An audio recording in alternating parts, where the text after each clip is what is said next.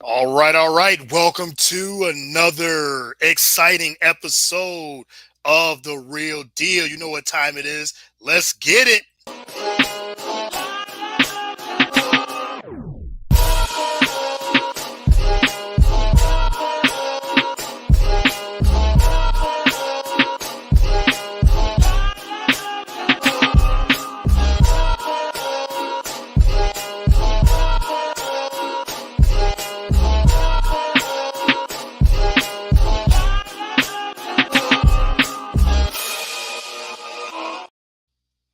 All right, happy Saturday, January 13th. It is noontime, so you know what time it is. Time for The Real Deal with Courtney Harden. I'm your host, as always, Courtney Harden.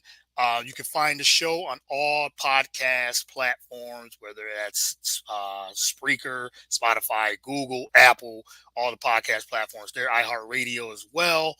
You can find me on Twitter at Get the Real Deal, also at Courtney 110979. You can also find the shows on Facebook. We're live on Facebook, Twitter, all over Roku. We got the BS3 network, BS3TVLive.com, BS3 TV Roku channel. We're everywhere. So wherever you can get podcasts, just hit that subscribe button, the like button, all those things. We're everywhere. So again, shout out to the BS3 network, Ben Sutter the third, as well, the owner of BS3 network. Follow there, bs3tvlive.com. So not going to keep the intro long because I'm headed to the barbershop. I'm headed to the barbershop, get a fresh cut, get the beard trimmed up a little bit, have some debate, some talks. So I had to bring my guys from the Barbershop Sports Talk podcast. Let me bring them in right now. Like I said, we're gonna get right into business. We're gonna get right into it. I got Trey Frazier and Maestro Styles coming onto the show, the Barbershop Talk show, as well, the Barbershop podcast, bringing those guys in. So thank you for coming on. Really appreciate it. Yes, sir. Yes, sir. What's going on, man? Thank you for having us. Yeah, absolutely. Like we said, got to get to the barbershop. It's the barbershop talk, the real deal talk show. We had to do this, man. They had me on their show, so I had to return the favor and bring them on. So, like I said, I'm coming into the barbershop and getting that realness, that all those debates, the talks, everything. So, again, I really appreciate you guys. Yes, sir. Yes, sir. And we got the fade for the Eagles, so we got you. definitely. Yes, So, sir. and we're going to be talking a lot of different, like I said, it's the barbershop talk show, and the real deal. So we're going to talk a lot of different things. There's so many things happening. We got Super Wild Card Weekend in the NFL. The Wild Card playoffs start today. A lot of games this weekend, and teams are some teams are hot, some teams are not. And he said Philly, we're gonna get into them. They're not the hottest team coming into the playoffs, but we are gonna talk about that. We got coaching things and everything. But before we get into it, how are you guys doing, and how's your new year been going so far? Man, the New Year's been great so far, man. Matter of fact, right before the show, I had to go run to the grocery store real quick, do some of the weekly grocery shopping before I came here. Yeah. So, just kind of been ripping and running around, man. But definitely looking forward to this new year, 2024, for certain, man. Hey, on this side, man, we working like normal, man. So I mean, God bless the new year, but we right back on it like it was, November the 17th. You know what I'm saying? So Yeah. you get to have your resolutions and your time to reflect. I know me and Trey, we had our time to reflect on the prior year and talk about some of our plans. And so we coming right back this year. Barbershop Sports Talk podcast, taking it up another level, just like we was doing last year. So we right back on it. Yeah, right back on that grind, right back on that mission and everything that you guys are doing. Like you said, I love the podcast, love what you guys are doing, and turning it into a different perspective. Like I said, barbershop sports talk. Just as we said, that's an old school thing we used to do. We don't have those as much anymore. People can come in the barbershop and just have discussions and disagreements and debates and Mm-hmm. just Mm-hmm. talk about you know, real topics too, not just sports, real topics. Yeah, Nowadays, if you disagree with someone, they ready to fight you and ready to go to blows with you and stuff like that. So I'm glad you guys are bringing that element back to what sports talk is all about. We can debate what LeBron versus Jordan. We can debate that, have a disagreement with that, and all those things, and have your favorite team and everything too. So, but yeah, so I'm glad that you guys are doing what you guys are doing. So let everyone know where they can actually find the show before we get into all these topics. Well, you can find us on YouTube. We do have a YouTube channel. Subscribe to the channel. All of our episodes is there. Also, we are on Instagram at Barbershop Sports Talk Podcast, and we're on Twitter also at Barbershop SPOR2. I run the account. Mostly I run the account. you So run the account.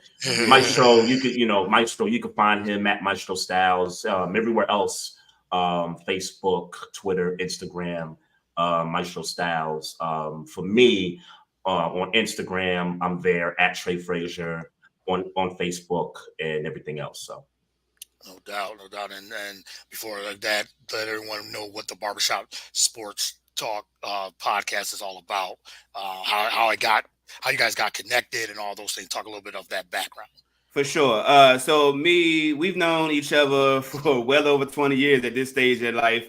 One day, man, I was, it's more of a personal story, but I was down on my luck, just got over a major hurdle in life, and I was just connected with my man's Trey. Trey been my man's, like I said, and our crew of folks, we've been cool forever. So I was like, man, I just need an outlet. I need something to do.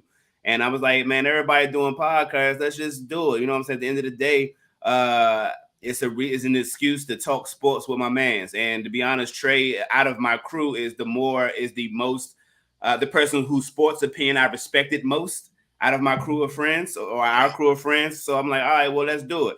And to 8 years, eight we about years, 9 years in almost. almost It's like the nine ninth years. year. Yeah. It's just, Hmm. but it's. I think the core of it is just being able to have a conversation with my man's, unedited, unfiltered. For the most part, sometimes I had to edit myself a little bit, but Yeah. you know what I'm saying. But for the most part, unedited conversation, honest conversations about sports. And we just hoping that over time, enough of us just join us in the conversation. We try to create a barbershop environment where we can say what we want to say, how we want to say it, as long as we're respectful. And here we are, almost 9 years flowing.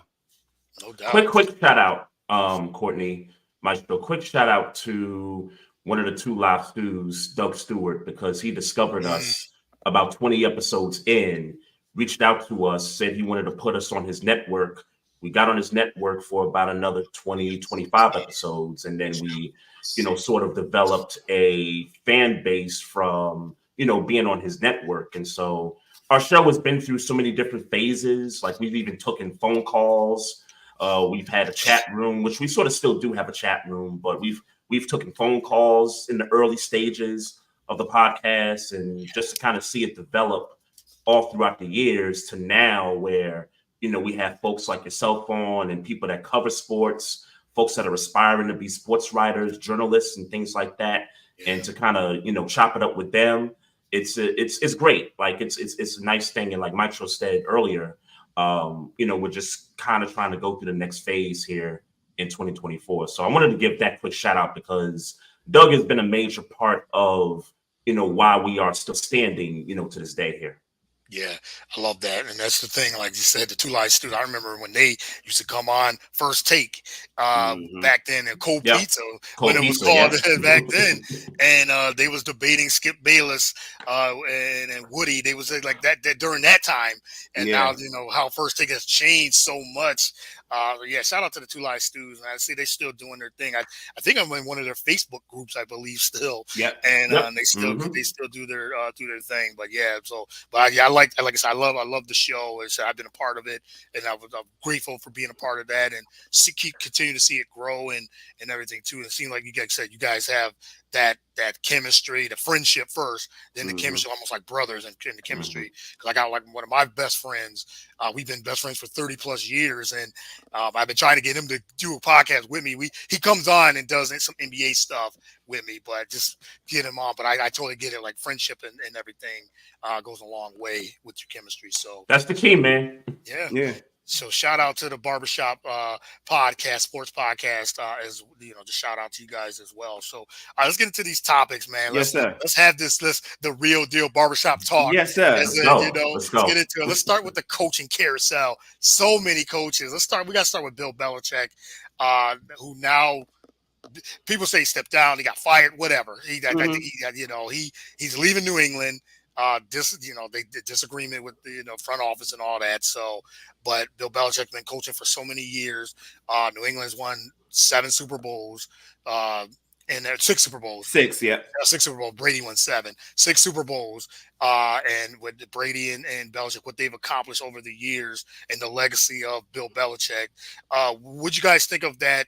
Him leaving New England, and where do you think he will go? And talk about his legacy. Trey, we'll start with you. Good riddance. Yeah.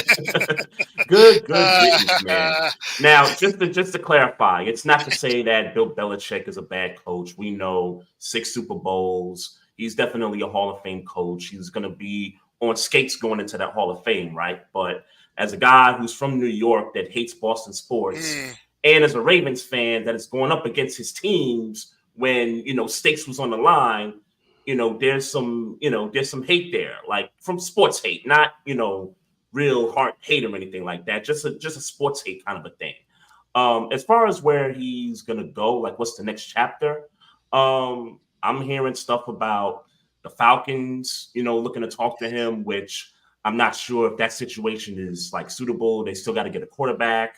Maybe Russell Wilson is that quarterback. I'm standing on business with that. I think Russell, his best stop would be to play for the Atlanta Falcons. But I think the interesting thing too is these teams in the playoffs that has pressure to win, i.e., the Philadelphia Eagles, the Dallas Cowboys, maybe to a degree the Buffalo Bills.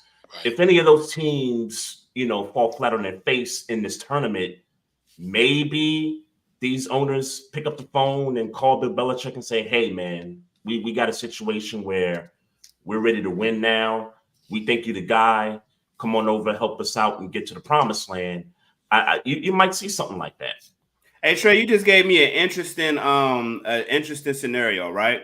Yep. So I was just talking to Courtney before we got online about the Eagles and how they might fall flat on their face. Like this is upsets. This is lined up to be an upset against the Buccaneers. So Yep. you just mentioned it, and there's been rumors going around about Nick Sirianni being fired and all those types of things. Mm-hmm. That would be crazy for them to lose to the Buccaneers, fire Nick Sirianni, and bring in Bill Belichick. That would be crazy. That would Yeah. That would be Yeah. absolutely crazy. But Yeah. in Yeah. reference to the Bill Belichick, man, like much of what Trey said, I'm a Pittsburgh Steelers fan. They have taken away maybe 1 or 2 Super Bowls to my count from Pittsburgh, in my opinion. Good riddance. To be honest with you, man, I get that coaches normally don't, do the whole swan song. Patriots have been good for a couple of years per se. Like just go out, just don't coach no more. I know that's not normally something that coaches do, but for me, in my opinion, with Hall of Fame career, man, I say, hey man, just go right off in the sunset, man. Don't even come back. Like go do something outside of coaching. NFL, I mean, obviously still football related, but just go do something else, man. Like you done made the money, you're old, you're cool, and I get you still love the game. That I would imagine that love doesn't go away ever. But just go find another platform. Just go do something How else much? involved with football.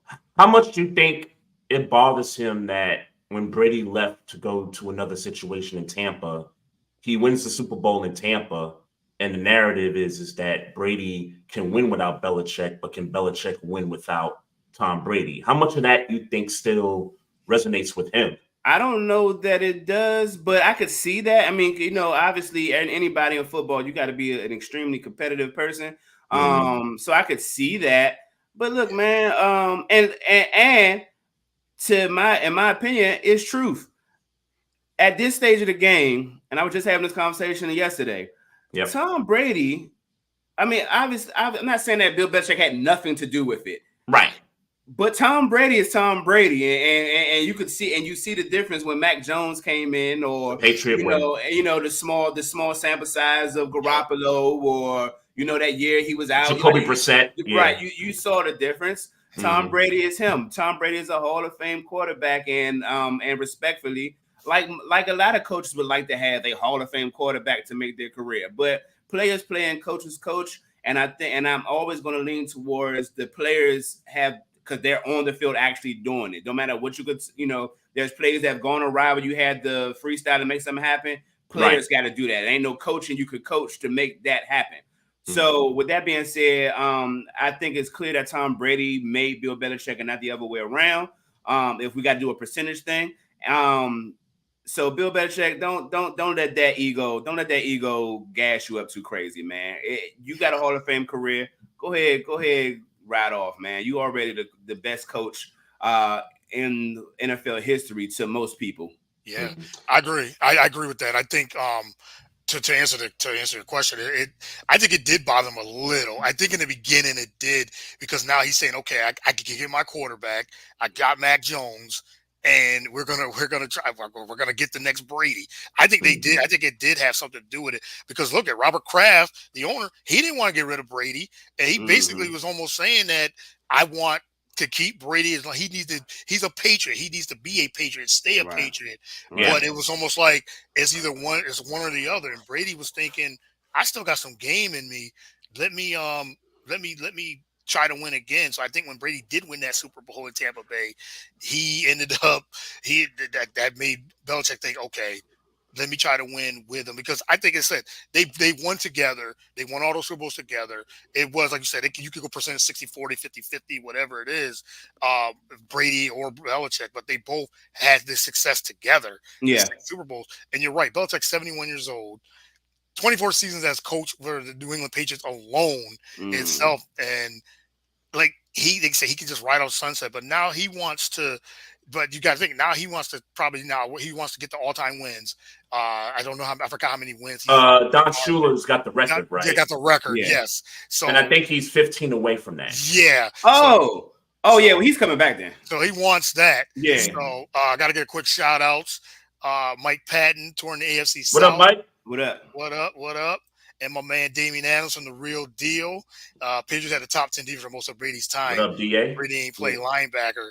Yeah, that's a good point, but Brady put up huge numbers too. Them linebackers ain't play quarterback neither. Yeah, exactly. Exactly. He said, Maestro, looks like you're going to have to wait till Monday to see your squad. Bill Steelers game got moved on Monday. Oh, okay. Whoa. Big news. Big news here. So I got called off for work. I got the called off for work. Breaking news here. 4:30. Breaking news. I got the called off for work. Whoa. Real Deal Barbershop. And Mike breaking the news. It's a good look on that. Yep, I just saw it come through. Steelers and Bills playoff matchup postponed because of the snow. I mean, so we got Can I react to that for a second? Yeah, yes. So, because there's another game tonight that's going to be in -6-degree weather. Yeah, Kansas City, wind chill going to feel like it's -35. And I'm like, I ask myself, like, to the NFL, what is the threshold for cold weather games where it gets dangerous, right? Because I get the sense they move Bills Steelers because they feel like it's a danger to players, media, fans that got to get to the game and all that. Well, in Kansas City, -6-degree weather. Yeah. What's the snow thing now? With Buffalo was a snow thing. Yeah. And I get that that's a different element to getting to the game, parking, things like that. I get that part of it. But I'm talking about like being out in the like freezing cold. Like we're still talking about health and safety. We're still talking about those things. So they got heaters out there, man. Ain't nobody worried about that. And we damn sure ain't worried about the patrons who like they don't, and the patrons don't give a damn about themselves. They want to see football. Especially in Buffalo. You're right about that. You're right about that. The Bills Mafia, they don't care. They go out there in the cold, with no shirts on and doing all types Yeah, of things. You So right yeah, about them you, you right Philadelphia about is that. Philadelphia is crazy, but yeah, the threshold is the snow, as Mike said. Yeah, he said the threshold Hmm. is the snow, and just reading it, it just says been moved. The governor made the call with the NFL, so now it's on Mm. Monday, 4:30 Eastern time. So people get out of work. It's got to get now. Be I able will to now. You say, got two games on Monday. Now you got right, two games on Monday now because you got the Eagles and the Bucks coming up. So yeah, they made that announcement because I know Buffalo. They did this before. They asked any fans or anybody that wants to come to work and right. shovel snow, twenty for dollars like an 20 bucks hour. an hour. 20 Yeah, bucks an hour. Hmm. They did this yeah, before. I think it took like 3-4 hours the last time, and they got to get in the game for free and to get free food. So Mm. I know they had about 50, 60 people just coming in Yeah, there. right. I do. No, I'm lying. I wouldn't do that. I'm So, lying. I thought I would, but I wouldn't do that. yeah. yeah. So If you yeah, lived up there and like, because that's a culture thing up there. yeah, Okay. I yeah. spent some time in Buffalo. My wife used to go to school up there, and I mean, I would go up there in the winter sometimes. It'd be 8 foot of snow there. Like that is the culture. Everybody's got Yes. shovels. Every SUV has a plow in front of the Yep. SUV. It's a thing up there, man. Yeah, it is because I'm originally from upstate New York, and we're a couple hours. And my family lives up there, a couple hours away from Buffalo, about two Yeah, three hours away. But my wife, she lived in Buffalo when she was younger. She lived in that. It was a city called Lockport. It's like 20 minutes outside of Buffalo. yeah, So yeah, I know all about that cold, that snow. We're talking couple feet of snow. I yeah. mean, that was my childhood, and even to my adulthood, living up that way. And it gets yes, it's a culture thing. It gets crazy up there. It gets cold, and that Facts. snow is no joke. 15, 20 inches, 30 inches. Yeah, it's no joke. Mm-mm. So, Damien brought up a good point. Build domes for all the teams. There's no need to play in 0-degree weather or have to push games back because of snow. Yeah, but you ain't playing no Uh, 30 I inches don't of like snow. that. yeah, I don't like that. Yeah, I mean, I don't like that. I get why domes. I get why domes are good. Yeah, But nah, it's something about it's something about it sometimes. Like there's an advantage for home teams like a Buffalo who gets that kind of cold yeah, where if they got to play at Miami in January, like that's an advantage there. Like Hmm. and then vice versa. I remember a lot of times they used to talk about how Tom Brady historically in the regular season would lose to Miami. And they would say it was something about them coming down to Miami, and for some reason they would be off a kilter because heat or whatever. Yeah, yeah. And I think ain't it Miami that got some situation where the sun shines on one side of the stadium, I think where so. it shines yeah. on the When they visiting built that side. thing on top of it, I think that's Yeah, the Yeah, case so they now. want the Yeah, sun to shine on the visiting team, like right. those. Like I think those little quirks. I think those are little things, little Easter eggs that make the NFL a little bit more fun to talk about. But if everybody has a dome, I wouldn't say it makes it neutral, but it certainly kind of evens that neutrality out. So Yeah, I like those little quirks. So for the people who still got open roofs. yeah, right. Because dome teams have advantages too. Like I Sure. remember when the Saints were the Saints with Drew Brees, people used to talk about that's a tough place to play because of the crowd noise and the amount of decibels that it Right. takes when you got the crowd in an enclosed, system there. So you could say the same thing for dome teams. Yeah. Dome teams have an Yeah. advantage. yeah, The teams that are in the Northeast, in the Midwest, Chicago, trying to think of the other cities over there in Ohio, Cleveland, like Cleveland. Yep, they yep. got they got the advantages to being outdoors in the cold. So Yeah. Yeah. So there's advantages both ways, like you said. I agree with that. So, all right, let's move on to another coach, Pete Carroll, another older coach, 72-year-old. mhm. Now he's out of Seattle, taking an advisory position, but he said he wants to coach some more. His whole thing was always compete. That was the title of his book too. So, but after 14 seasons, now he's out of Seattle, winning a Super Bowl, getting to two. What do you think of Pete Carroll, his legacy, his career? And do you feel like, will he coach again?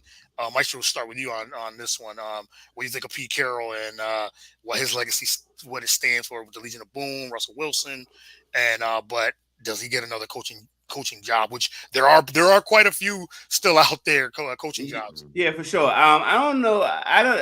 I guess I read that different because when I saw advisor, that read to me I'm tired of doing the day to day.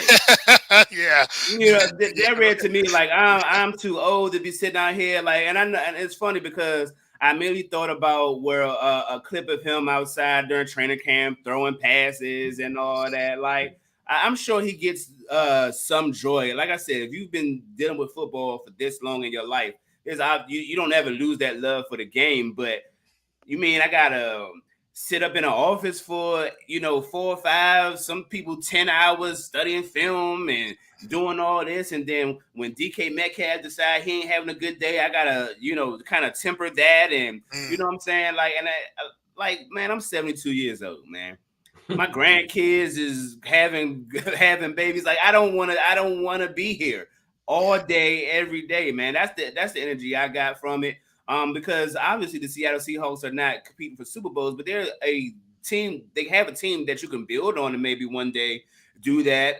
So I don't think I don't think it was a thing about him not being competitive. I mean, obviously the 49ers are doing what they're doing in the division, but I don't think he feels like we can't compete with the 49ers. I just think that it's ebbs and flows when you do a team. So I think he's just tired of the rigmarole. yeah. Mm. Go ahead, Trey. Yeah, so I created a phrase for what happened to Pete Carroll when I found out, and it was surprising to me. But the phrase I created was he got Brad Stevens. And for people that Yeah.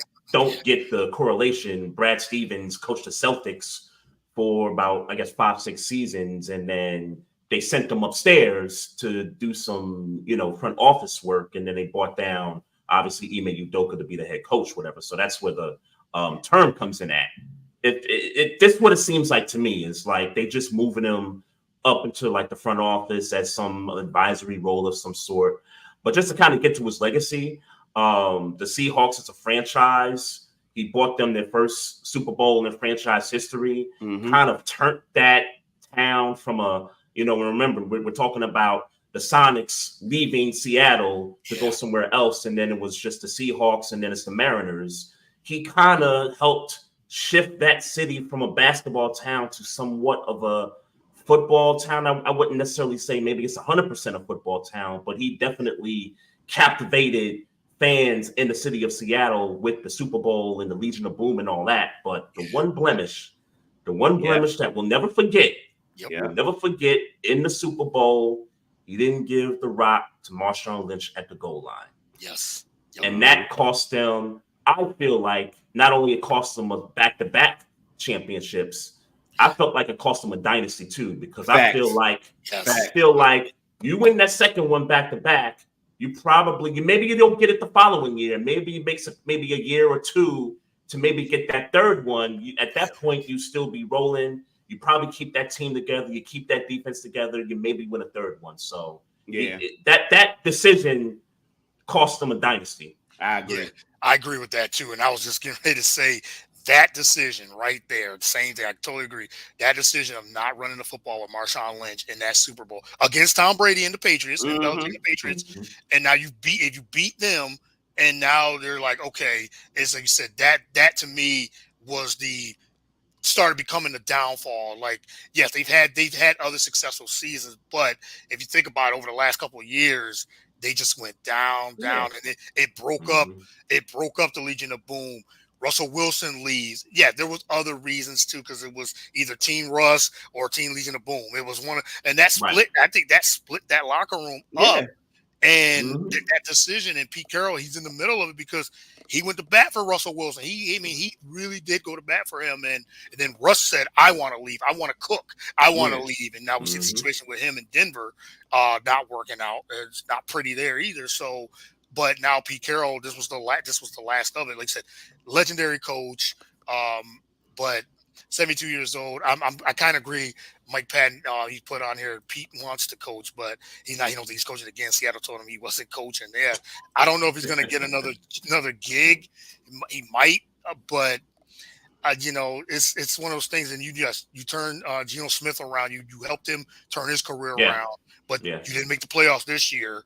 and you got put out last year in the first round too. So Mm-hmm. Mm-hmm. yeah, the teams get rid of coaches these days. It don't take long, but Yeah. 14 years he flipped Seattle around, and they did get one Super Bowl. So definitely he's a the legendary coach as well. But got one more. Got to go to the college ranks. Nick Saban now steps down, say that, once he retires from coaching from Alabama, one of the greatest, if not the greatest, college football coach to ever live. What do you Yep. guys think of that news of Nick Saban and turning Alabama around and what his legacy means? Trey, start with you. So for full disclosure, me and Maestro were not big college football fans by any Okay, stretch. right. I will watch some games depending on the matchup and the stakes and all that. I'll say this. I'll say this in regards to Nick Saban, and obviously, um, all the championships with Alabama. Going back a few years. Definitely legendary coach in college football. But this changing of NIL and the players having more of an opportunity to control their destinies versus what it was before, whereas the coaches were more so in control. He's stepping down to me. This is my opinion. He's stepping down because he doesn't have that same control that Mm-hmm. coaches once did have. And so Mm-hmm. now he's stepping away from it because of that. So I'll just leave it at that. But congrats to Nick Saban on a well-deserved career, Hall of Fame career. I'm gonna twist the knife a little bit on Nick Saban. First of all, respect, legendary coach. Obviously, his accolades speak for itself. But this game is changing, and in college football, Yeah. and and even in football as a whole. So it's when I think about Nick Saban, and in addition with Bill Belichick and Pete Carroll, it's time for y'all old dogs to go back in the house and chill out, and let this young blood play. Because what one thing I found very interesting with Nick Saban is all right, all your top tier, you can't sell these kids on this the winning school, this the not no more. Yeah, When you got people like Dion who know, hey, I'm big time. If you big time, come over here. We could be big time together, and we could put in all this money. So yeah, now it's not just about winning anymore for these kids. These kids, Yeah. or it's not about winning in the game of football for these kids so much anymore now. Oh, you telling me I could get my money right now? yeah, Now, see, now things are becoming more about business decisions and money decisions now, and I don't think that's a game that Nick Saban is going to win in with the likes of coaches like Dion, who understand as a player, former player. Hey, I'm about getting money. Y'all about getting money? Oh yeah, we about getting money too. Like so, Yeah. you know what I'm Yeah. saying? So hmm it's a relation thing. People will go to Colorado even though they're not the quote unquote winning franchise right now because we know Quavo gonna pop up. We know Cam and Mace gonna pop up. We know $1 million a game gonna pop up. So now it's just more money opportunities and networking opportunities for me to build a career as a college student. And now, even going on to the NFL, now I can even look at the NFL different because if I got $3 million right now, what y'all paying me to come play with y'all? Yeah. You know what I'm saying? hmm So it's such a yep, different game where it's being shifted from the focus of being a good player to the focus of being a good businessman and a good player. Right. So yeah, Right. so there's that. So I mean, I like to think that all these coaching changes got a lot to do with the changing of culture and how we look at sports as a whole and how players, athletes look at sports as a whole. Yeah. you That's a said good one. something about the game of football. It's more now about winning in the game of life early now. Absolutely, absolutely, and especially when you're talking about young black kids who understand algorithms and how to play on social media, how to Yes. get sponsorships on social media, how to play all that game. So it's like, all right, y'all won X amount of championships in the past, but now we can go put a super team together, which is also something they have etched in their history. We can put a hmm super team together, win the championship, and everybody on our starting 11 can get caked up. So we could do both right now. Yeah. It's a business. It's more of a business these days than it's been when we were growing up watching sports. And I think with the coaching, some coaches are adjusting to it. And I think Nick Saban he did in a way because he took advantage of the transfer portal. He took Yeah, advantage of this, but as you said, he's 72 years old. yeah, For the long term, he's not gonna want to keep doing that because it's entertaining. I mean, we're seeing it now in the women's college game where for sure. you think Angel Reese and Caitlin Clark, they're thinking, oh, why should I play? And then there's a positive and a negative to it. It's like Yeah, we're making money outside of this. If I go to the WNBA, why? Yeah, I could be number one pick. Kim Clark's gonna be number one pick, but she's like, I'm making more money not even in the WNBA yet, and Mm-hmm. it's a business, and they're branding themselves. And Damien brought up a good point. He said, "I love the NIL and the transfer portal, but it's a little out of control." Yes, I'm covering college basketball now, and there's a dude on their fourth team in 4 years. I can see how mm, coaches can find that frustrating. for And I think sure. that's Yeah. why that's part of the reason I think why Saban is saying, yeah, it is getting a little out of control. Mike, you brought up a good point with Dion. He's embracing it. Like he Yeah, loves this yeah, because this is something he would have done. He would have been right. like, shoot, making this type of money, yeah, in college. Oh yeah, I would have. I would. He would have did this, but Mm-hmm. Saban winning a record 7 national championships with 2 different programs, 12 conference titles, 19 bowl games. I mean, that's a dynasty. He's the championship in that championship era. The way what he did, and he coached in the NFL for a little bit too Yeah, with the Dolphins. It wasn't Dolphins. Yeah.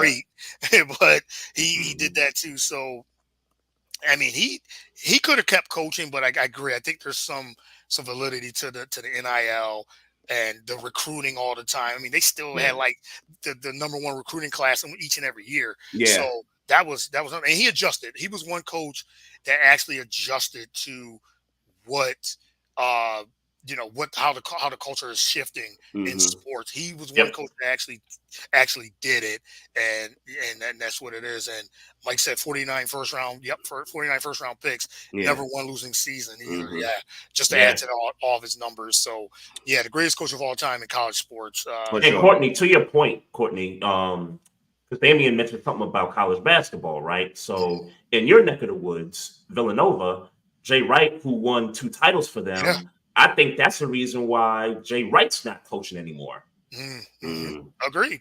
I agree. 100% agree. Yeah. Because yeah, it's all about the adjusting.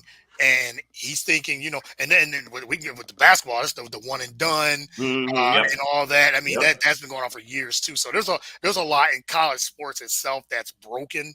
And he said the NIL it can get out of control in a way because you said you do have players that are transferring because of money or Hmm. whatever. Or I'm not getting any place. I'm going to another school. I'm going to this school. Hey, you do what's best for you and your family. Yeah. I'm all Yeah. for. I'm all for them getting money, but it does get out of control in a way. Well, I think an interesting thought I was having while y'all was talking is, because I was thinking that a lot of us are talking, us older sports watchers are thinking like, Hmm. well, the quality of the game is being compromised because people are making Mm-hmm. so many decisions based on money and not just being great athletes. And what I would say is, and a thought I was having is maybe if these kids get their money now and they good, maybe along 25, 27, after they're already rich now, hopefully some of these kids can kind of think like, all right, now that I'm good money wise, I ain't worrying about it. Now can I start setting my legacy, having fun playing a game? And so I think it Yeah. could go both ways. Obviously, it could go where most kids focus on the money and then that's all they focus about, and they never work on their craft. Yeah. But I think most of us, we were young kids that wasn't thinking about legacy and those things until we got older. And maybe these kids a little more well off, maybe not maybe they're not as athletic as they were, but they got the knowledge of the game, they got the expertise of the game. They could start thinking about, all right, now how do I set legacy now that I don't have to worry about feeding my family? And maybe it takes a little longer for it to get there, but maybe I don't want to leave it with sports is out of control because of this thing. I want to say that maybe we need money. When that's what we got a right to be worried about that. Like why Yeah. we got a right to be worried about that. So now fix what we're worried about, and now we can come and play the game that we love with the without the pressure of having to feed our family. And And I think now a good it's just example of playing a that, game. and I think a good example of that is players not being worried about getting hurt, right? Yeah. So when I think about players getting hurt and the fear, I think about the running back position, and that's been a topic for a few Yeah, months now, with running yeah, backs being undervalued, not getting their money and things like that. Well, if you're a running back and you up and coming out of college, going into the NFL, and you already feel like you set at bank, you ain't got to worry about, ooh, that second contract, right? Like I could just go right, out there and play freely. I could, go out there, even if I tear an ACL or a hamstring or something, I know I'm good. I know I'm covered financially. I could get back out there, do my rehab without having to worry about if they're gonna cut me, or if I'm gonna lose money or not. I think that's a perfect example. yeah, definitely. All right, got a couple more comments here. Mike says, "I cover college sports at Tennessee State University. Kids do come and go. Yeah, they come and go Hmm. quickly. Yeah. Almost every college nowadays." And Damien says, "I feel like coaches have to coach with kids' gloves now. They are afraid to be hard on kids because they will transfer, they will leave. Yeah, because Yeah, they got more yeah, control. Kids, the college kids, they have more control." Of what and I like that, but I think Yeah. there needs to be a common ground with NIL with college sports. I think coaches need to grow some cojones, respectfully. Like you're gonna Yeah, have to change. You're gonna have to change the way you coach. Look, yep, we are not. We are. I'm obviously they're still kids. 18, if that's what you consider to be a kid. But hey, you talk to me different because I'm making just as much money as you now. So now it's not the whole thing where I gotta look up to you. It's a job. Now it's a job. hmm, So talk to me an with the adult. respect Hmm. of somebody that's bringing value to you and you bringing value to me. So I think it's just going to have to change. Coaches are going to have to change the way they coach, and that's just what it is. Uh, look, we talk about all the time. Like Bob Knight is regarded coach, but some of them things he was doing, now you talking to him crazy. You talking to these Yeah, kids crazy. So you right. know yeah, what I'm saying. So now yeah, you're gonna have the order, and then I'm not even gonna get into the race component of you talking to these black kids are kind of crazy. You know what I'm saying? So now that I got money and you got money, nah, talk to me nice because at the end of the day, you need me just as much as I need you if we are trying to get this collective goal. So yep, talk to me with respect. So I'm with it. Coaches just need to adjust. Yeah. hmm, Yep. And some are doing it and some aren't, and then the coach is going to have to adjust because I don't see the NIL's not going anywhere. The kids with the control and the power, they're not going anywhere because they're going to keep getting this control, keep getting this power, and they're going to use it for their advantage. And I love seeing it. As I said, it's just hopefully it doesn't get too far out of Too control. far, yeah. But right, right, you're right. And last one, he said coaches get slick and overpromise and lock you in. So that's why I'm not mad at kids getting more control. 100%, 100%. yep, yep, 100%. Yeah. Yeah. Got a scholarship slash some. Yeah. It's, I'm glad that the kids are seeing it. And guys, like I said, like Deion Sanders is a prime example of letting the kids be business. And it's Right. like, yeah, we're, hmm, because you're teaching them in school to be in business and to when they get out in the field out there and to control their money, control this, they're just learning it in a different way. And Yeah. there's more opportunity. It's just hmm, more out there now than when we were growing up. And yes, I knew this was going to be tough. It's a balance of coaching, adjusting, and players still being coachable. Definitely don't improve a coach being disrespectful. But kids here, no one time in transfer. Yeah, yeah, they're still adults and kids. Yes, Yeah. right. 100% So I agree. got a question. Yeah, So back to Belichick, right? Because we were talking about him yeah, earlier and him possibly coaching again. So Belichick, if he wants to coach again, and I do believe he does, right? He want that whole Patriot way that they've been going under for the longest been there in New England. He will have to change that. And whoever hires him to be that is going to have to get ready for their whole, like, not their whole culture, but some of part of the culture to be shifted a little bit.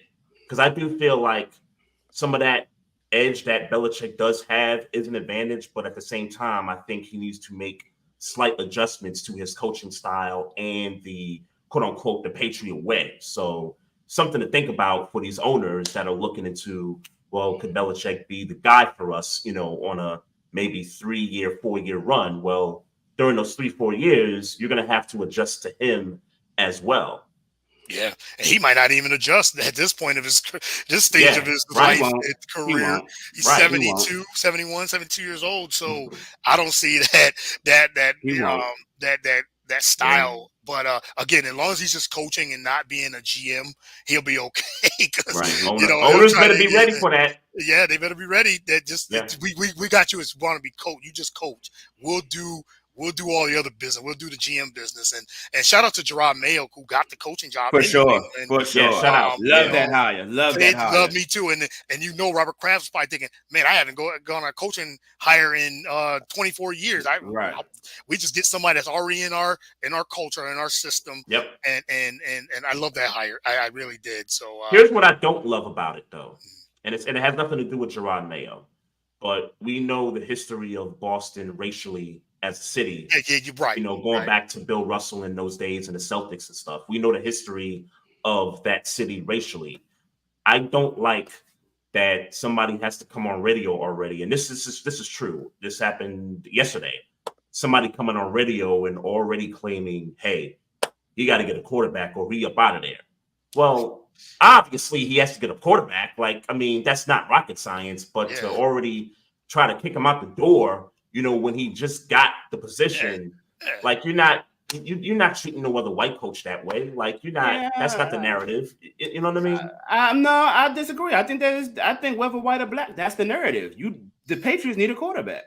So But that's what I'm saying. But that's what I'm saying. I'm okay with them saying, yeah, he needs a quarterback, but to just already come out and say, if you don't get the quarterback spot right, then you getting up out of there. I'm saying you don't like that he's saying that to a black coach. I don't like that he said that on air. Like you can. That's the truth. Sure, it's the truth, but I don't like that it's said. That's the part. Said it before he starts coaching. Said it. Right. That's the part I don't like about it. Like I think we all know. Yeah. You draft the quarterback, and if it fails, then yeah, obviously there's going to be questions about whether you can move the team forward or not. But let's not talk about that while the dude just got his feet into the door here. How long should we wait? Because here's my assumption or I'm assuming that when that was announced, and I don't know how much of the interview or the how much of it you heard. Yeah. But I would have to assume they were when they said that, they were getting into what needs to happen for the team and what needs to happen for the Patriots as a franchise. So I don't care if they put Gerard Mayo there or Bill O'Brien there. That's a fact that everybody needs, that's known, that everybody knows. So if it's the truth, the way I see it, if it's the truth, let the truth ring, man. Cat Williams said this truth ain't scared. We ain't worried about who racist or who not racist. I'm just curious if it was Bill O'Brien that took this job, would he have said that?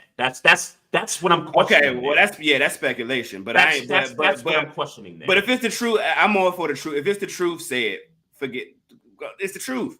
So I feel you, but we all know it though. We all know that though, without it having to be said. I just wonder, and again, I'm kind of tying it to that area historically, from a racial standpoint.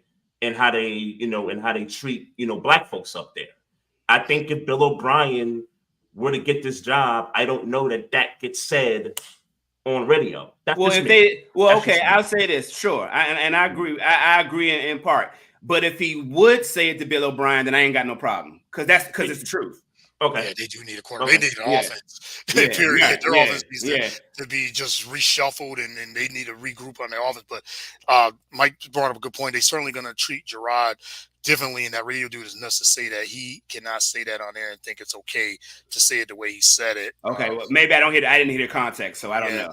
Yeah, whoever the GM is, he has to get a good quarterback. Yeah, they need a new offense, and that's why they're moving on from Bill Belichick. It's like, okay, we need to get a different voice and a different perspective on the Patriots. And good point on the GM also, because who's not going to be the GM? Is Robert Kraft going to play that role, or is he going to find somebody to do that? I hope he would find somebody. I would hope he would find somebody. Yeah, because I ain't going to hold you. All the clean house, not just Belichick.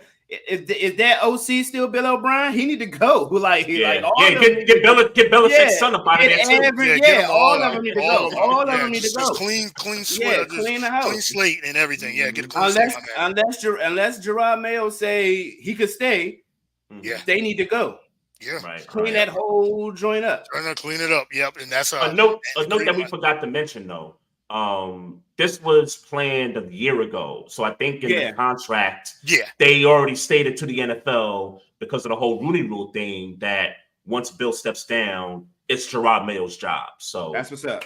yeah. yeah. So there's a good hire. So he said their offense needs Jesus on it. Yes, yeah. They need to regroup. They need to reset and just clean sweep. And But I'm that's what cool they with them need. being trash right now. And I ain't gonna hold you. I'm cool with them being Yeah, trash. yeah. Be Yeah, transparent. let him suck for Yeah, a little bit. Yeah, Yeah, yeah, yeah, I'm pause. cool a with couple that. more years. Yes, Yeah. exactly.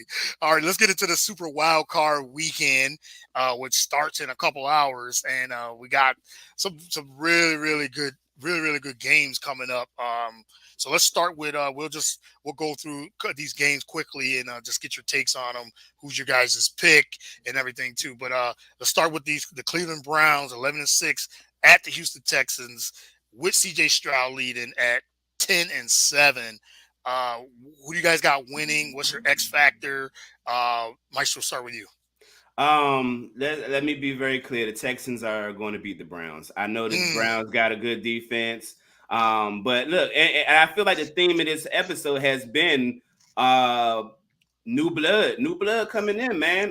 D'Amico Ryan, CJ Stroud, they might be the new wave in the NFL, man. And I think these old folks got to respect it. It's no coincidence that Joe Flacco was the starting quarterback in this game. yeah, You know what I'm saying? Like, nah, it's time for the new blood. I know Kevin Stefanski ain't that old, but get him out of here too. I think, and I don't believe. Like, look, Joe Flacco has obviously been a good quarterback career wise. But let's be clear, he got his little groove back right now. But I think when it's time to hit the fan, I think them young boys going in and they gonna handle business. I got the Texans. okay. What do you think, Trey? Yeah, I got the Texans too. But I will say this because me and Maestro, we talk about the NFL script sometimes on our show, Mhm. and the way that they've talked about Matthew Stafford going back to Detroit to play his old team.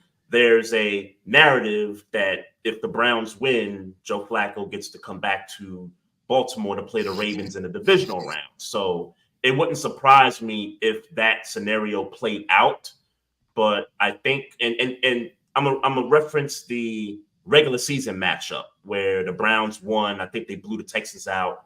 No CJ Stroud in that game. I know they Yeah, had a couple injuries there also, but CJ Stroud is back. And I think a lot of points are going to get scored in this game. And I think the team with the ball last is a team that's going to win. And I think CJ Stroud is going to be the guy with the ball in his hands last. And I think the Texans are going to win. Okay. I'm going to disagree with both of y'all. I'm going with Cleveland on the other side. And I love what C.J. Stroud and what they've done. D'Amico Ryan's what he's done with that defense and just in coaching in general. But I believe that Joe Flacco is going to. It's funny because, like you said, he's come back and they won games with, and he turned Cleveland season around after Deshaun Watson went down, and he turned the season around. He went 4-2 as a starter, and it just seems like it's destined for him to go back to Baltimore and play against the Ravens. It just seems like you said that's the script that it seems like it's going to happen. Mhm. But I'm looking more at the Cleveland defense. hmm What they're able to do, what they've done in the regular season, they can put a stop to the CJ Stroud magic that's been happening sure. and everything too. Because if Miles Garrett gets loose and they're able to, and Cleveland Houston's gonna have to be able to move the ball against that defense. The one thing they can do is run the football. But Singletary's been up and down all year too, Yeah, yeah. and I think Mhm. that's the advantage. If Houston can run the football, I think then they can win. And that's just a play action and all that. But I just Yeah. think that Cleveland defense is just too strong, and I think Flacco he'll make enough plays to win. I think it's gonna be close, but I think it's gonna be like 20-17, Mhm. something hmm like that. But I got the Browns winning this game, and remember he's got some experience too, so he knows Yeah. what it Yeah. takes to Never win. never lost a wild card game. Never No, lost a wild right, card game. Yeah. right. hmm So I totally agree. And just a couple comments here. It says Flacco is quietly throwing at least one That's a INT. fact. Texas That's can a take fact. advantage of I that. was getting Yeah, ready to say it too. turn Getting the ready to say that ball too. over. Yep. All the Texas DB's got to do is catch the passes Flacco throws Back to on them. those tone. Facts. Yeah, yeah. Facts. Mhm. So that's one thing. If Flacco don't turn the ball over, I got so much respect for Cleveland's defense. But he is Uh, though. You can count yeah, on that. Yeah, You you count got on at him, least Joe. Yeah, one. he'll give you one. He'll give you one or a He'll give couple. you one. He'll What definitely they give got to you one. do though, what the Texans got to do on offense is they got to capitalize on those mistakes, because when you go back to the regular season games where he's thrown interceptions, those offenses haven't been able to take Capitalize. Yeah, advantage yeah, on those turnovers. So that's what Yeah. Houston has to do. yeah. Yeah, and I think if they can hold the ball and just run it and set up play action, but CJ Stroud, he's gonna go out there and try to and just throw that football. Like Yeah. this rookie, this Yeah. quarterback man, he makes plays, and he's gonna do that. And with Nico Collins, Dalton Schultz, and I said if Devin Singletary, if they can run the ball, they got a good chance to win Yeah. this game. But I think Cleveland's defense is just too good. And one note, Mike says CJ Stroud does struggle more against man-to-man defense, which the Browns do very well. They do. Mm-hmm. They do very well. But Mhm. it's going to be – I love that these two teams actually didn't make it, especially the Texans. So I wouldn't be surprised if they get to the second round. Would not be surprised. All right, let's Yeah. go. And let me throw a little bit of brown shade real quick. For all of y'all media beat writers, all these people, hey, stop with it. Myles Garrett is not the defensive player of the year. It is TJ Watt. He's beating them in every major statistical category, yep. And y'all are still talking about Myles Garrett because he jumped over somebody and blocked the field goal. Y'all gotta stop. Y'all gotta stop. And I don't like it. And But is it because of that though? Yes. Because what else has he done? As an individual. Have you seen him wreck some games this year? Are you comparing Myles Garrett wrecking games to TJ Watt wrecking games this year? Yeah, I am this year. Yes, and listen, let's be clear. Let's be clear about something. I'm with you when it comes to TJ Watt. When it comes to wins and losses, there's more impact on the Steelers than Myles Garrett's impact is with the Browns when it comes to wins and losses. But when you watch the film on Myles Garrett, like that's a totally different thing. Like, when you look at those two guys on film, there's not a big gap between the two players. It's not. Did you see the stat? You seen the graphic of the stats? No, I did not. All right, I'll send it to you, and then we'll bring it back on Tuesday. I don't want to stretch the conversation. Okay. Is pressure a stat? Do they count pressure as a stat? Well, but no. Let me say that. I guess they count it, but he's not beating TJ Watt not either. Yeah, Watt's got 19 sacks. Garrett's got 14. I mean, I know that's not. I knew that. No. I mean, in pressures, because they are counted. TJ Watt's winning that too. So that's Okay. And Damian says Roquan Smith. He's got him as defensive player of the year, best player on the best defense. Hey. So nah, bruh. We'll see what these awards. Mike Patton's got. Yes, shout out to Mike Patton too, being able to vote for the awards as well. So he'll see. He'll give up. I'm sure he'll give up his. We got to talk, Mike. Yes, definitely. No, we do got to talk. See where he stands at with Only that. You can write the ship, man. Only you can write the ship. Right. Yes, you're in those rooms now, man. So you're part of that elite group. So yeah, shout out to congrats on that too, getting the votes for sure and everything too. But let's go to the next games. We talked about Kansas City going to be real cold, wind, negative degrees. Miami heads to Kansas City, both 11-6. What do you guys think is the biggest takeaways for this game? Trey, I'll start with you. Who you think will win? You got the Chiefs coming into this playoffs. Not the same Chiefs we've seen over the last 5-6 seasons. They're struggling a little bit, but who do you got winning this game? First off, shout out to all the Chiefs fans that I know on my timeline. Mm-hmm. If y'all go into the game, more power to you. Because no way if I was a Chiefs fan, I would be right on this couch in a blanket with the big screen on watching the game. Yes, exactly. More power to the Chiefs fans that's going to the game tonight. The Chiefs are going to win. And I know that there's been issues in the regular season. The receivers are dropping passes. Mahomes feels like he has to do a lot. Kelsey's his play has diminished a little bit. There's questions about whether this is his last year or not.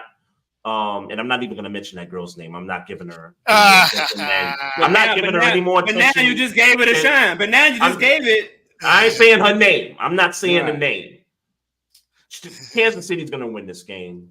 I do think it's a low scoring game because I think Miami is coming in a little bit hobbled. No Xavier Howard in this game. I don't know if Mostert is coming back. I don't know about Jalen Waddle's status. But if those two are missing, then for sure it compromises almost everything that Miami wants to do on offense. Um, and to be quite frankly, they got nobody to blame but themselves for being in this spot. Chiefs going to win this game. Yeah, Dolphins are definitely going to lose. They lost to the Titans.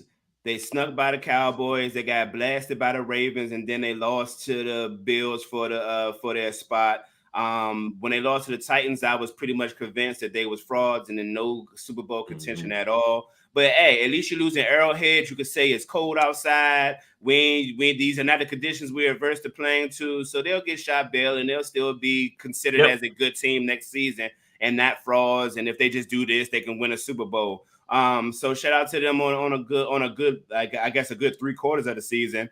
But it's a wrap for them. They're not going in the Arrowhead and winning. No, Does Mike McDaniel's seat get a little No, hot? no, I don't think so. I don't think so Okay. either. I I Okay. think don't think that so. I think Okay. he I think yes. Now they got to go to the cold. They had their chance to win the division Mm-hmm. against Buffalo, and then they didn't take care of business like they should have. But I gotta go. Yeah, I'm going with Kansas City, and I still they got Patrick Mahomes still on the other side. Yeah, So yeah, he's still Patrick Mahomes. He's still gonna make plays, regardless of how this season has turned out, and with the receivers dropping passes, you said.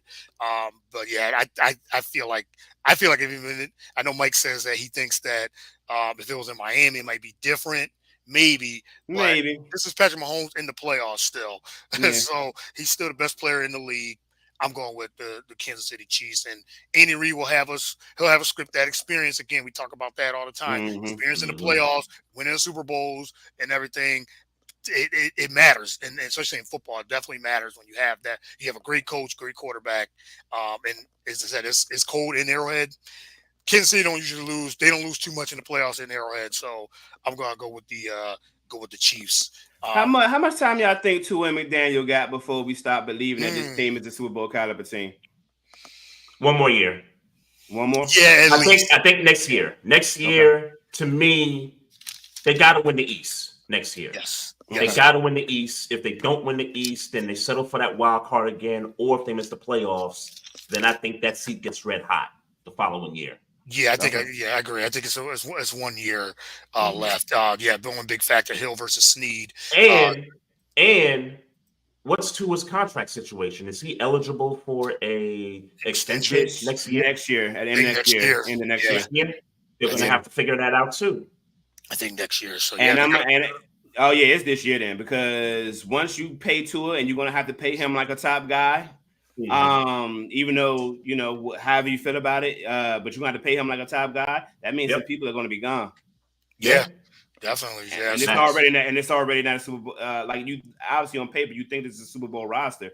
Mhm. Some of these people are going to be gone, and then you're going to be left with: was this ever really a Super Yep. Bowl roster? Yep. yeah, Yep. that's true. That's true. So all right, let's go to the next game. We was gonna go Steelers Bills from going in order. So now that's been moved to Monday. We'll go with the Packers at the Cowboys. 9-8 Packers gets in. Jordan Love. Especially at the end of the year, Yeah. got the Packers at red hot right now, and against Dallas, who've been hot at home, dominant at home. What's you guys' takes on this game? Mike, should start with you, and who you got winning. Hey, look, my take on this game is shout out to the Packers, shout out to Jordan Love, who this is a slow burn. Clearly, this is not Brett Favre, Aaron Rodgers, but this dude is slowly becoming a good quarterback. I remember watching him against the Steelers this year, thinking he was like he got little spots where he looks. You see spots of magic. Like this dude, Yeah. we get why they drafted him and what potential they saw in him. So shout out to him for on in his last month playing good football, getting them in the playoffs. But quite frankly, this is where it stops. The Cowboys should make easy work of this team. And anything less than easy work, I'm looking at the Cowboys crazy. What do you think, Trey? What do you think of this? Do the Cowboys make some noise? Is this finally the year they make noise, or is this is it? This is like maybe one win or not get this win against the Packers. This is the best chance for the Cowboys to get to the Super Bowl. But I'm going to hold off on that conversation for next weekend. For this weekend, Cowboys will beat the Packers. The Packers defense is not that good, in my opinion. At watching them, they should put up easily 40 points on Yep. this Packers defense Yep. easily. Yep. Quick shout out to Jordan Love, 18 touchdowns, 1 interception in the last 8 regular season games. Went 6-2 down the stretch. So yeah, you definitely see Jordan Love's improvement. But for this week, it's one and done for the Packers. As an Eagle fan, it's hard for me to say Cowboys going to win. And the thing is, I haven't made a decision. I'm just making my decision now because I've been thinking about, can the Packers really upset them? Can they go into Dallas and win? I think I'm going to go with that. I'm going to go with the Packers with the upset. Oh I think I yeah, got to do I it. like I that got to do energy. it, man. I I got to like that do it. energy. I got to I do it. like And it. as great as Dallas has been Put at your heart in home, it, man. Put your heart yes, in I it. got it. As great as they've been at home, and Dak has been cooking with CeeDee Lamb, and especially at home. I mean that Mhm. combination, and he's limited to turnovers, and he's been doing his thing. I gotta give credit where credit is due. Always try to be as objective as possible, but if the Green Bay Packers, we talk about with Cleveland and Houston, if Houston runs the football, they can Mhm. limit those possessions. If Green Bay can just run the football effectively, because that's the Aaron Achilles heel. Jones, AJ Yeah, Dillon. yeah. If they Mhm. can run the football effectively and keep Dallas' offense off the field, that's the equalizer right there. I think that will take the pressure off of Jordan Love, and then he'll just have to make plays. They can't turn the ball over, and that'll make plays because that's what Dallas feast on is those turnovers. They Yeah. feast on him, and they Mhm. play fast. But if you could get physical with that defensive front, and teams that have beaten Dallas, they ran the I ran football. the And football. if you Yep. go Mhm. from the Eagles, Miami ran the football. Teams have run the football on them. Arizona. Arizona, San Francisco, they've ran the Yeah. football on them, Mhm. and you're able to gash them with that you can get success. But Mhm. like I said, they've been almost unbeatable at home. So that's the only thing I'm worried about. But I'm gonna go with Green Bay and because Mike McCarthy's still the coach. He's gonna make a decision. It might not be this week. He's gonna make a bonehead decision with time management. That still will creep up. Mhm. And Mike McCarthy is Yeah. coaching, but Dallas has had a good year, and like you said, this is the year. This might be their best chance of getting past to get to Super Bowl. I don't see it, but I'm going with Green Bay and a Their yards, Green Bay's yards per run is really underrated. Like I don't think people give them enough credit for when they do run the football. I think if they come in with that mindset, I think it's going to shock the Cowboys defense and that team, and we'll see how they react to it if it does happen that way. Yeah, I don't think it's going to shock them at all because they get paid to look at stats, and clearly, while Jordan Love is making improvements, he's still clearly the weakness of that offense. So, with that Mm. being said, I think they're prepared for it. I think they're going to be prepared for it. Now, whether they succeed or not, that's a different question. But if they Yep. succeed in their game plan, like I said, I can't see them. I can't see Dallas not scoring 40 points. And I think CeeDee Lamb is going off, 152 touchdown type of game. He's going Mm. off. Yeah, I think Going to he's my going to go off. FanDuel lineup. Yeah, Yeah. you got to put him in that FanDuel DraftKings, man, Yeah, because I think he's going Yes, off. sir. I think he will go off. I just think it's Yeah. going to be close. But as you said, if Dak resorts back, I don't think he will. But if he resorts back to turn the football, and then Mike McCarthy makes those mistakes, Green Bay could take advantage of that too. Now, if Green Bay had Aaron Rodgers from a couple years ago, it might be a whole different story. But Yeah. Jordan Love has had a good year. But if they run the football, they got a shot. But Dallas is tough at home, and if Michael Parsons has one of those games where he wrecks shop too. He's a difference maker. He can be, Yeah. but you can neutralize him too. Like I said, if you run at him with that Right. in the running game. But Right. yeah, I got Green Bay winning in a close game, but I can see Dallas can run away with this game. Hey, clip that up. Clip that up. Yeah, gotta clip it. Gotta clip it. I know Clip Dallas that fans gonna be up. like, yeah, he's an Eagle fan. He's gonna do Clip this. that up. Yes, but I'm Man. gonna stick with it. But all right, let's get to another. I got three more. So we got the Rams at the Lions. You got Matthew Stafford coming back to Detroit at 10-7, and now Detroit making the playoffs for the first time in a long time. Hmm. Detroit's gonna be rocking. Mike, we'll start with you. What do you got in this game? What's your takeaway in this game? The Rams are taking Detroit. They're Mm, going in their trap and they are taking over. Matthew Stafford said this reminds me, this is a heartbreaking moment for me, but this reminds me last year when John Wall was playing for the Clippers and he came into Washington and he wasn't productive, but he had a highlight and he stood up, he yelling at Washington fans, "This my house, whoop whoop whoop." Yeah, this is my And city. yeah, Yeah. right. And I feel like Matthew Stafford is about to have a "this is my city" moment. I think Sean McVay is privy of Matt Stafford wanting to have a "this is my city" moment, and he's going to game plan that way. And I don't think Detroit is going to be ready for that type of personal pressure on it. And I get that Campbell is a emotional coach, and he understands that might be a conversation that's going to be had amongst Rams in the Rams locker room. But I don't think he's going to be ready for that moment. I think Stafford is going to win in a close one. The Rams knocked the Lions out for me. Mm. All right, what you think, Trey? You think the Rams get this upset in Detroit? Detroit's gonna be rocking Sunday night. This is We'll gonna be see. rocking, man. First Yeah, home game in 30 years since Yeah. yeah, the yeah. Lions won the division back in '93. Mhm. So I want to bring up the emotional and psychological part of this. And I'm not talking about the coaches or anything. I'm talking about Jared Goff. Imagine you, Jared Goff, and you Mm-hmm. on the field and you looking over there on the Rams sideline and you see Sean McVay and you thinking, yo, that's the dude that cut me. That's the dude that didn't believe in me. That's the Right. guy that traded me for this dude right here that's coming into my house, right? And you start playing a certain way to try to prove a point to Sean McVay. And when you start playing with that like fire and pressure and things like that, mistakes start to happen. Yep.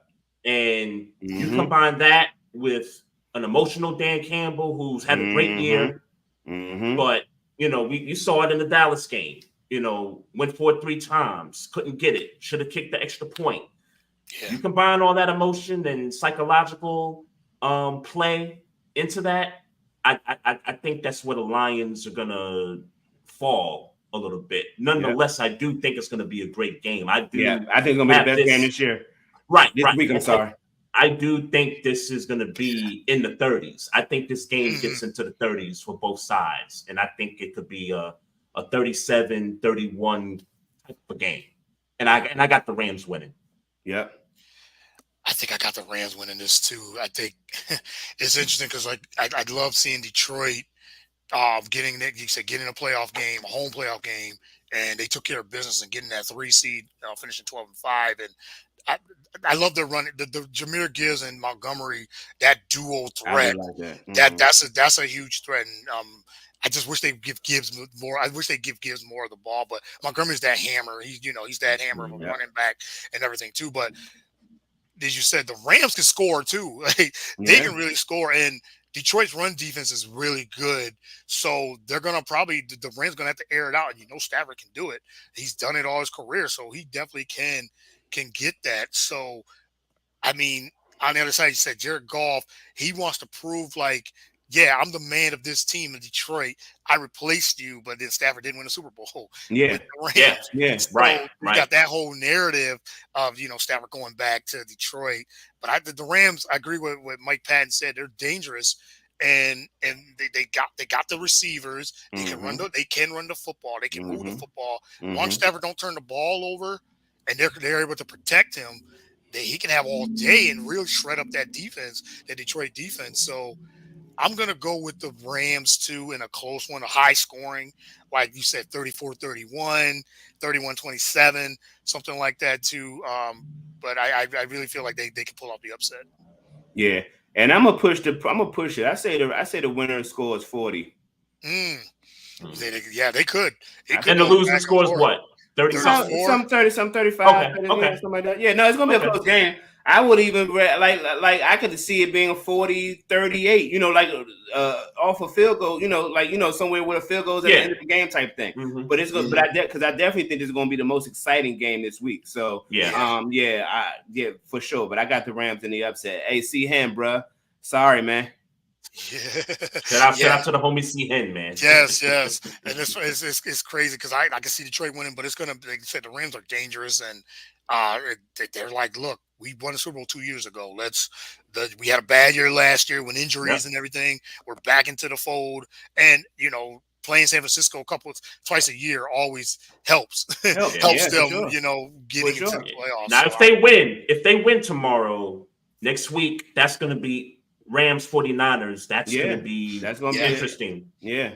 right. Now get this: if they win, say Green Bay wins, and then Philly wins. Just say this happens. If Philly wins, you got the 5, 6, and 7 seed actually winning. Mm-hmm. Philly will actually get a home game, Yeah. Mhm. because they said Yeah. San Francisco will play the lower seed, and then Right. Philly Yep. would play that would be, and it could happen. It definitely could happen. We'll see. I mean, I think Dallas probably will get the out of that. They got the best shot. Now hold on to hope, man. Don't just see the I thing don't. about manifesting, Courtney, Yeah, is that you never acknowledge the objective point that's of true. it. You're Yeah, right. yeah, You're you're right. actually So right. you never You're actually acknowledge. right. You act like it never existed. Yeah, So right. in your scenario, there's no way the Cowboys Or get the want to win. win. Yes, they're not gonna get this win. They're not getting that W at all. Right. Although I don't want it easy for San Francisco. I want San Francisco to play the tough opponents to get to the Super Bowl. Well, then I hear you, but then that's the assumption that Green Bay is not a tough opponent, and maybe they They're are. not. I don't think they are. Well, that's what you're saying, but I'm talking about Right. Courtney Hardy. Courtney's No, narrative. sure. Yeah, I'm talking about his Sure. narrative. Yeah. No, Don't I got Because step on. Green Bay goes into they go Hey. into San Francisco. I don't think they take care of business in San Fran, Yeah. but they go in there and they get pummeled. yeah, they get humbled pretty quickly, I'm sure. Yeah. All right, we got 2 more games. You got another Monday night game, Monday afternoon game. Seattle, Pittsburgh at the Bills. Maestro, got to start with you on this one. Pittsburgh going into the cold, which we were talking before. Like Pittsburgh used to this cold too, so this is nothing new for them.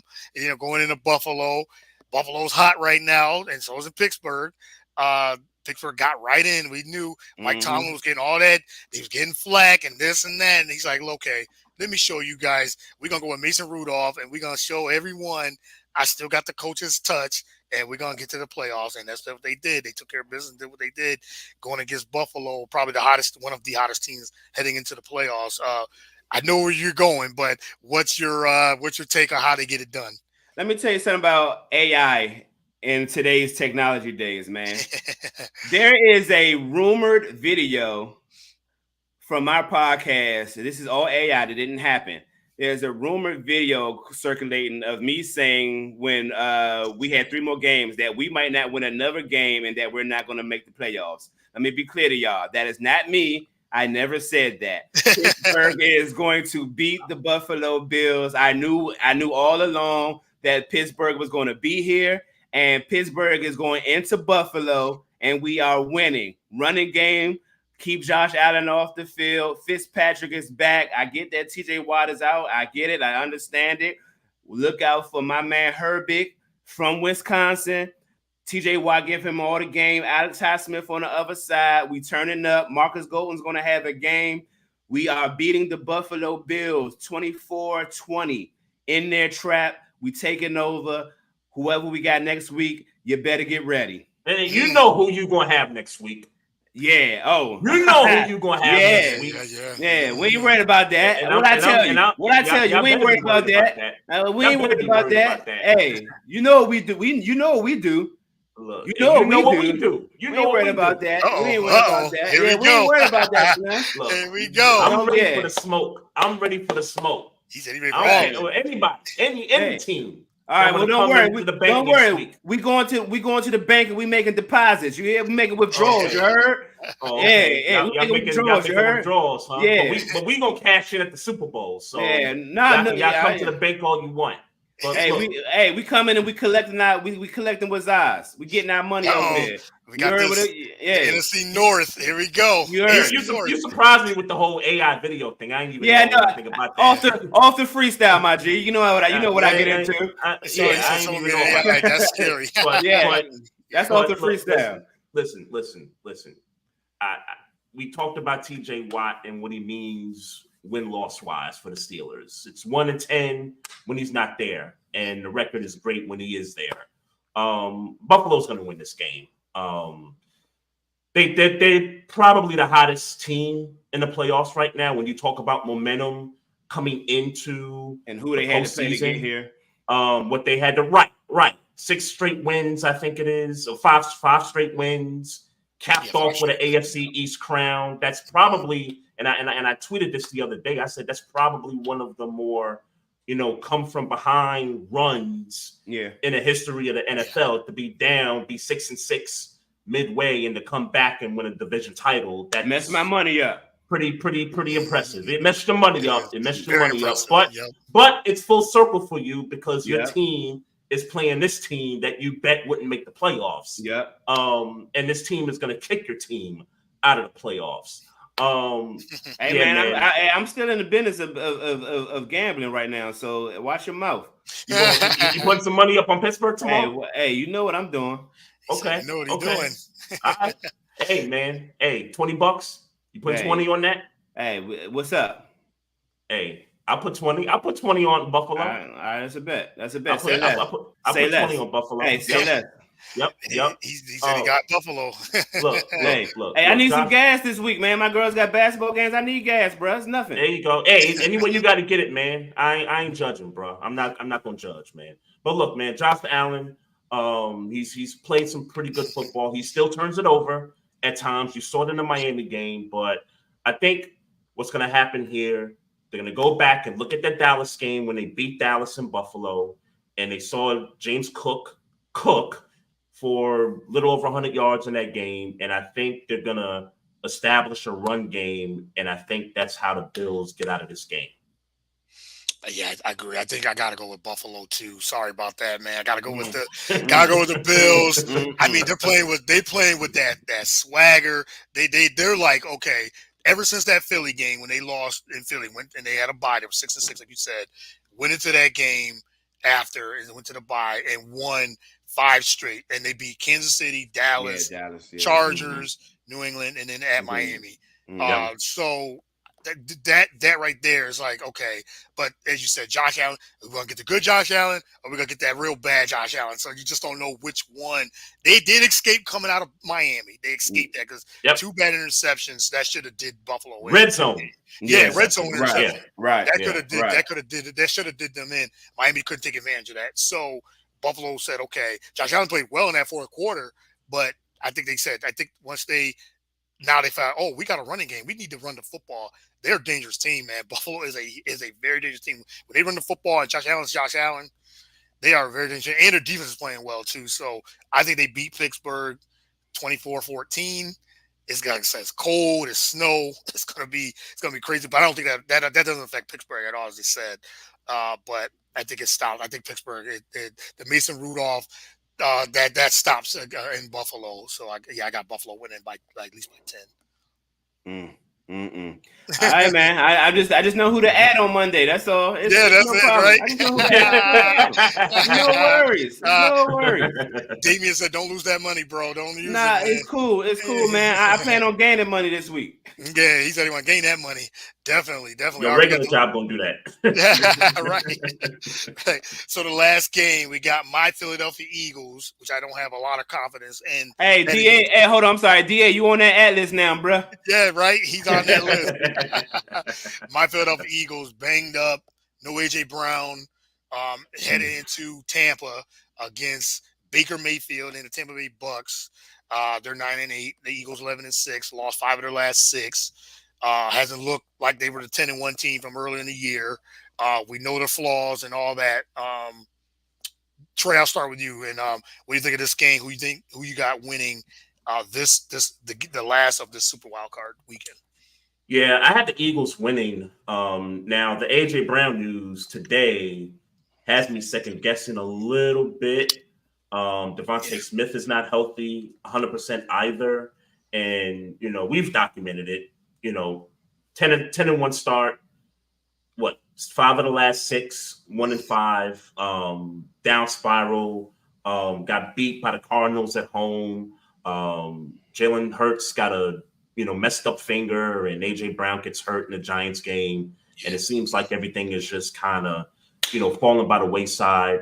They already calling for Nick Sirianni's head, which I think is ridiculous. I don't think he should get fired. I think you should get rid of the coordinators first Yes, and yes, then give Sirianni an opportunity to fix that position, offensive and defensive coordinator.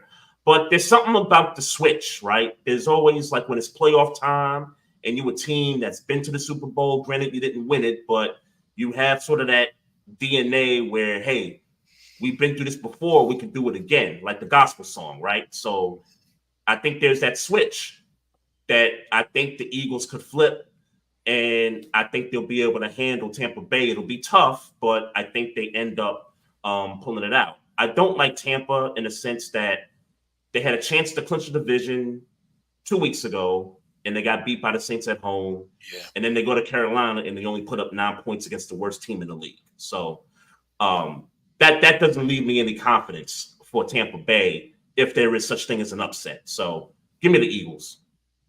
Yeah, I got the Eagles, but I will say, man, that this has an upset written all over it.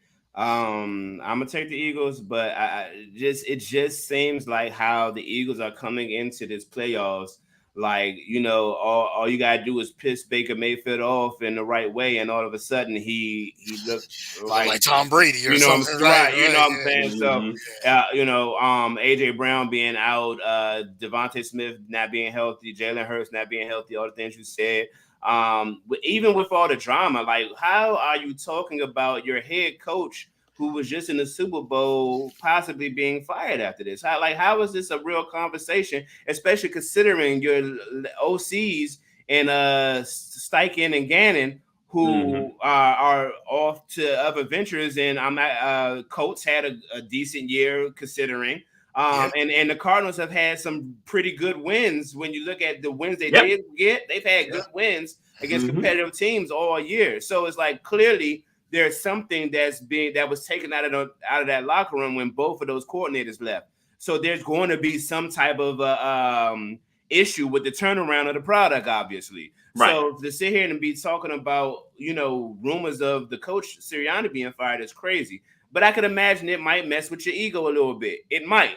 You know what I'm saying? So this has upset written all over it, but I just don't think that even with all that going on, the Bucks have what it takes on the field. Outside of Baker Mayfield getting mad and turning up, they don't have what it takes to beat the Eagles. So I got the Eagles. Yeah, I'm still gonna go with I'm still rolling with my team, my squad. I think they win. It won't be pretty. It won't. It Mm-hmm. definitely won't be pretty Yeah. because you guys highlighted the injuries and it's been like this all season. It's been Yeah. the OC and the defensive coordinator. You make a change, what you don't see in football, where you make a change in the defensive coordinator, and it's gotten worse Yeah. on the defensive side. This scheme that they're running now on defense, it's like the 32nd ranked passing defense. Can Baker Mayfield take advantage of that? I don't know. We don't know Yeah. what he's going to be able to do because that would be the advantage. You had somebody else.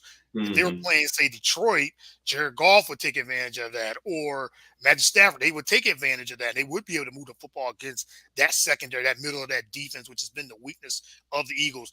Plus, the Eagles they're not pressuring the quarterback like they used to, Mm-hmm. like they were last season. Over 70 sacks, they're 70 down to sacks. 40 something. Right. So it's been a mess, and that's one of the keys I'm worried about is the defense because if the Yeah. Bucks get rolling, and you said Baker Mayfield starts slinging that football, it's like okay, now Jalen Hurts is going to have to pick this offense up, and as we said, he's going to push his way every play Uh-huh. just to get something, just to get some yards because And keep Tampa Bay off the field. they keep him off the field, right? So, As but they crazy got as that sounds. That sounds yeah, crazy as they hell. got to run the football. The Eagles got to. We talk about it. They got to run the football. They really do. They got to Mhm. keep pressure off of Jalen Hurts. That offensive line is still one of the better offensive lines, even though they're beat up too. They're still one of the better offensive line. They run the football. Let Swift and Gainwell get into a rhythm. And then that'll ease Jalen Hurts. But the offensive coordinator, they want Jalen Hurts to throw the football 40, 50 times. That's not part of their game. He can do it, but that's not him. And that's where the turnovers come in. That's when Mm-hmm. they start throwing it all over. And Brian Johnson, I know he's getting some for Carolina, which I don't see. He hasn't done anything as an offensive coordinator. So I don't like the matchup either. I know Mike said Eagles got the best matchup they possibly could. They do, but Hmm. they're limping into this game. They limp to this game, but I think they'll take care of business.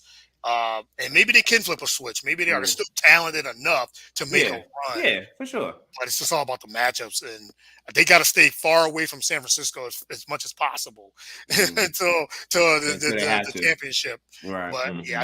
I think they do. They got a lot of veterans on this team that can really turn it up, and I think they will. So yeah, I got the Yeah. Eagles winning like 24-17, 24-13, something like that. That's not a And let's bad be score. clear. And let's be clear. Anybody in the 5 seed, that was the best matchup. Yeah, yeah, right, right. Right, right. Whether it was Yeah, the like Saints From or New Atlanta, Orleans, yeah, anybody in yeah, the 5 seed yeah, had the best matchup. So right. yeah, yeah. Because yeah, the Eagles would have been the 2 seed, they probably would have played Green Bay. right. If they would have won the division, but Dallas gets them, so Dallas would have played Tampa. They would have went to Tampa or whatever. So Right, yeah, right. the matchup. The Eagles were 10-1, so they had enough wins already and clinched the playoff berth early. Right, So, but right. yeah, we'll see. We'll see what if it. But the AJ Brown news, man, man, it's gonna be that's That's tough. tough. Yes, That's sir. tough. That's That's a Yeah. tough. tough one. So, but if anybody can do it, Jalen Hurts is the guy that can actually do that. So he said, "Go to church." This is what Mike said: "Go to church on Sunday, Courtney. Pray hard." Mm. We will see, definitely. But the Barbershop Sports Podcast, man, you guys definitely kill it every time. I really appreciate you guys coming on the show. Love just chopping it up Yes, and sir. and doing all those things. Definitely appreciate you guys. Let everyone know where they can follow you. Any final words and all that good stuff. Hey, look, Courtney, it's always a pleasure, man. Obviously, we looking forward to connecting again. You can follow us at Barbershop Sports Talk Podcast on Instagram, on YouTube. If you want to follow us on Twitter, that's Trey Frazier's handle at Barbershop SPOR2. If you just want to talk to me about sports, I'll entertain some of you. You can follow me at Maestro Styles everywhere. Everywhere you want to talk to me at, I'm at Maestro Styles.